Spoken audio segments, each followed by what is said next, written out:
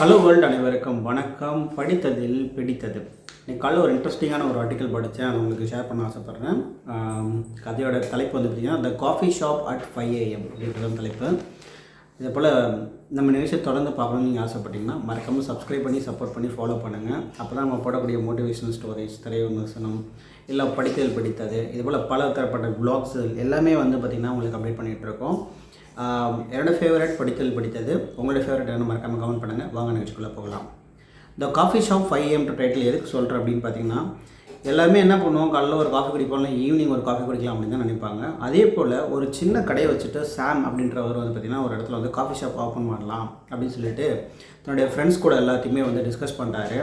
ஆனால் அதுக்கு வந்து ஃப்ரெண்ட்ஸ் எல்லாம் சொல்லும்போது காலையிலலாம் பரபரப்பாக ஆஃபீஸுக்கு போகிறதுக்கு முன்னாடி சாப்பிட்டு போகணும் அப்படின்னாக்கா you should open the shop at 7 to 8 in between அப்படின்னு சொல்கிறாங்க. அப்போ தான் ஸ்கூல் போகிறவங்கலேருந்து ஆஃபீஸ் போகிறவங்கலேருந்து எல்லாமே அந்த காஃபி குடிச்சிட்டு உனக்கு கஸ்டமர்ஸும் நிறையா வருவாங்க, பணமும் நிறையா வரும் அப்படின்னு சொல்லிட்டு ஒரு ஐடியாவை சொல்கிறாங்க.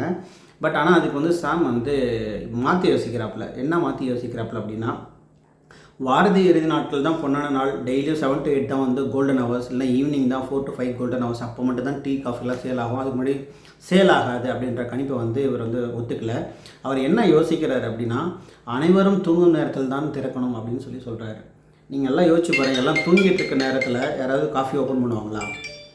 ஸோ அது என்ன நடக்குதுன்னு பார்க்கலாம். காலை 5 மணிக்கே காஃபி கடை ஓப்பன், அதான் அவருடைய டார்கெட்டு. ஃபர்ஸ்ட் நாள் வந்து பார்த்திங்கன்னா யாருமே வரல. 2வது நாளும் பார்த்திங்கன்னா ரொம்ப அமைதியாகவே இருக்குது.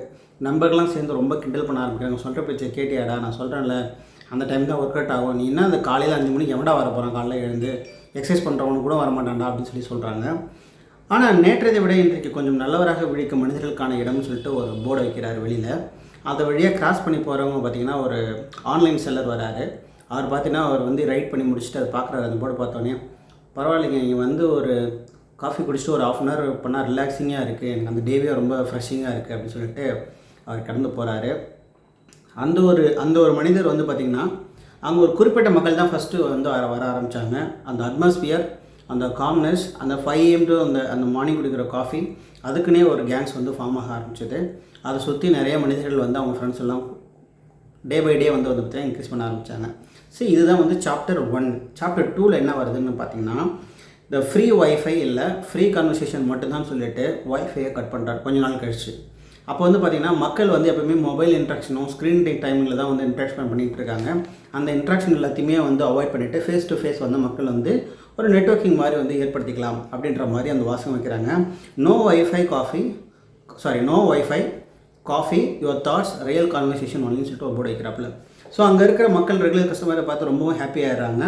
இப்போ இது வந்து ஒய்ஃபை இந்த காலத்தில் இல்லைனாலும் பரவாயில்லையே, படிக்க வரவர்கள் படிக்கட்டும், யோசிக்க வருவர்கள் யோசிக்கட்டும், தங்களுடைய ஐடியாவுக்கு ஸ்பேஸ் தேடுவர்கள் தேடட்டும், கவனம் சிதறாமல் இருந்தால் போதும் அப்படின்னு சொல்லிட்டு அதுக்கும் வந்து ஒரு நல்ல வரவேற்பு தராங்க. ஜஸ்ட் ஃபார் ஃபன் கஸ்டமர் இருந்தால் கூட உண்மையிலே தேவைப்படும் மனிதர்களை வந்து தக்க வைத்துக் கொள்ள முடியும். இப்போ நீங்கள் ஒய்ஃபை தரலாம், என்ன பண்ணாங்க, அவங்க கடைக்கு போனால் ஒய்ஃபை இல்லைடா நம்ம அந்த கடைக்கு போகலான்னு சொல்லிட்டு போயிடுவாங்க. டைம் பாஸ் பண்ணுறவங்க தேவையில்லை, ஒரு ஜெனினாக இருக்கவங்க மட்டும் தான் கஸ்டமராக இருக்குன்னு சொல்லிட்டு அந்த சாம் வந்து முடிவு பண்ணுறாரு.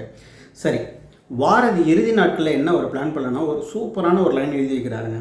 வார இறுதியில் குளிச்சுப்படுத்த வேண்டிய வாடிக்கையாளர்கள் எல்லாம் ஸ்டாஃப் தான் சொல்லிட்டு அவர் முடிவு பண்ணுறாரு. ஏன்னா டே அண்ட் நைட் அவங்களுக்காக உழைக்கிறது அவங்க ஸ்டாஃப்ஸ் தான். ஸோ வீக்கெண்டுக்கு பதிலாக வந்து என்ன பண்ணுறாருன்னா, கொஞ்சம் வீக்கெண்டில் வந்து விலையை வந்து உயர்த்தி வைக்கிறாரு. அதாவது அன்றைக்கி சாட்டர்டே சண்டேல குடிக்கிற காஃபிக்கு மட்டும் கொஞ்சம் அவங்க பணம் எக்ஸ்ட்ரா தரணும். ஏன் அப்படிங்கிறதுக்கு ஒரு வாசகத்தை போட்டு வைக்கிறாரு. வீக்கெண்டில் எங்கள் ஸ்டாஃப்களுக்கு சிறிது ஓய்வு தர நீங்கள் கொஞ்சம் கூடுதலாக பணம் செலுத்துகிறீர்கள், நாங்கள் உங்களுக்கு உண்மையான சிரிப்போடு சேவை செய்கிறோம் அப்படின்னு சொல்லிட்டு அந்த வாசகத்தை வச்சுருக்கிறாரு. நீங்கள் எல்லோரும் நினச்சி பாருங்கள், எல்லா சாட்டர்டே சண்டேவும் நம்ம வெளில போவோம், ஆனால் மாலில் காஃபி ஷாப், டீ ஷாப், அப்புறம் வெளில வைக்கிறவங்க எல்லா சேல்ஸ்மேனும் வந்து பார்த்திங்கன்னா அந்த சாட்டர்டே சண்டே வந்து அவங்க ஃபேமிலி ஃபுல்லாக வீட்டில் இருப்பாங்க. நம்மக்கிட்ட ஒரு ஸ்மைல் இருக்கும், அவங்க பின்னாடி ஒரு வழிவர்த்தம் இருக்கும், அது யாருக்கும் வெளியில் தெரியாது. ஸோ இந்த மாதிரி கொஞ்சம் அவங்களுக்கு சப்போர்ட் பண்ணும்போது அவங்களும் வந்து அந்த ஜெனியூனான சர்வீஸ் வந்து கொடுக்கறதுக்கு வாய்ப்பு இருக்குது. இதெல்லாம் உங்களுக்கு சாதாரணமாக தெரியல, ஆனால் ரெகுலர் கஸ்டமர்களுக்கு வந்து பார்த்திங்கன்னா அதை வந்து ஃபீல் பண்ண ஆரம்பித்தாங்க. ஸோ வீக்கெண்டு மட்டும் இல்லை, சுற்றி இருக்க அமைதியான இடம், staff friendly, slow and more human அப்படின்ற மாதிரி அந்த கடை வந்து ஒரு பிராண்டாகவே மாற ஆரம்பிச்சிது. ஸோ அதுக்கப்புறம் என்ன நடந்தது அப்படின்னு பார்த்திங்கன்னா, உங்கள் கடை வந்து ஒரு வேறு மாதிரியான டைப், எல்லா கடை மாதிரியும் கிடையாது அப்படின்னு சொல்லிட்டு ஒரு முடிவு கொண்டு வராங்க.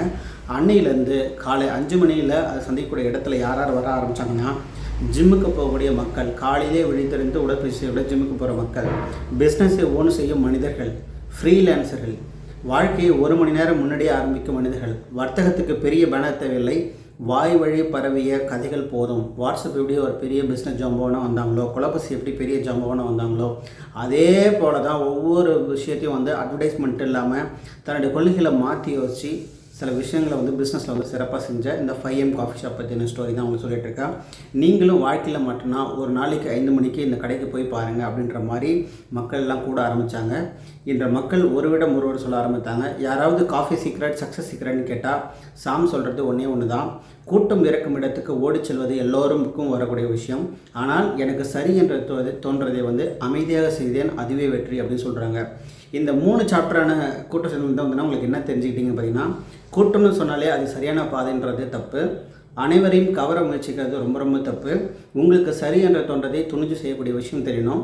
அதுக்கான ஆப்பர்ச்சுனிட்டிஸும் ஸ்ட்ரகிள்ஸும் வரும்போது அதை மாற்றி யோசித்து அதையும் சக்ஸஸ் பண்ணக்கூடிய டேலண்ட் உங்கள்கிட்ட இருந்தால் நீங்களும் ஜெயிக்கலாம். வேறு விஷயத்தில் சந்திக்கலாம். நன்றி, வணக்கம்.